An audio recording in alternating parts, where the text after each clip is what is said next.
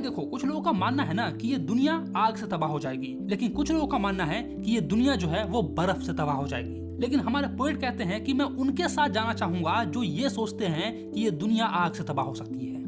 कैसे हो तुम लोग? सब एकदम बढ़िया। तो आज हम लोग पढ़ने वाले हैं फायर एंड आइस, जिसे रॉबर्ट फ्रॉस्ट ने लिखा है। भाई देखो, कुछ लोगों का मानना है ना कि ये दुनिया आग से तबाह हो जाएगी, लेकिन कुछ लोगों का मानना है कि ये दुनिया जो है वो बर्फ से तबाह हो जाएगी। लेकिन हमारे पोएट कहते हैं कि मैं उनके साथ जाना चाहूंगा जो ये सोचते हैं कि ये दुनिया आग से तबाह हो सकती है। लेकिन इस धरती को वापस से बर्बाद होना हो, यानी कि एक बार तो वो बर्बाद हो चुका है पूरा, लेकिन मान लो वापस से वो किसी भी तरीके से रिफॉर्म हो जाता है और दूसरी बार उसे बर्बाद होने का मौका मिले, तो आइस में भी उतनी ही ताकत है जितना कि फायर में। फायर और आइस, इन दोनों का एक और मतलब है। फायर का मतलब है डिजायर, पैशन, ग्रीड, लालच, और आइस का मतलब है कोल्डनेस, इंडिफरेंस, हेट्रेट, हेट, नफरत। पहला हम इस पोएम को बेसिक तरीके से देख लेते हैं, फिर एडवांस तरीके से देखेंगे। तो बेसिक में क्या होगा?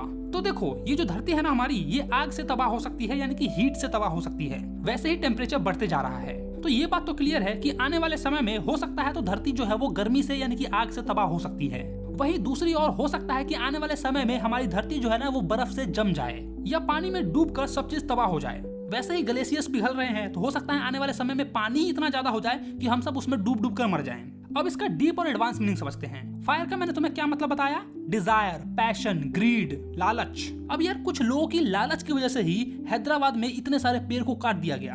अब अगर इतने ज्यादा पेड़ कटते जाएंगे तो ऑक्सीजन लेवल कमेगा, गर्मी बढ़ेगी, तो हम तो बर्बाद होंगे, मर जाएंगे। तो पोएट कहीं ना कहीं सही बात बता रहे हैं। लालच इस धरती को सचमुच में तबाह कर सकती है, ये बात तो हमने देख लिया। हैदराबाद में जो हुआ ये सब लालच के कारण ही हुआ है।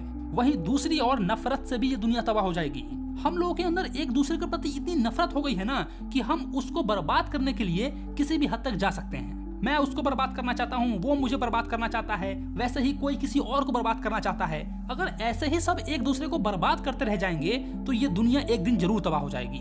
कुछ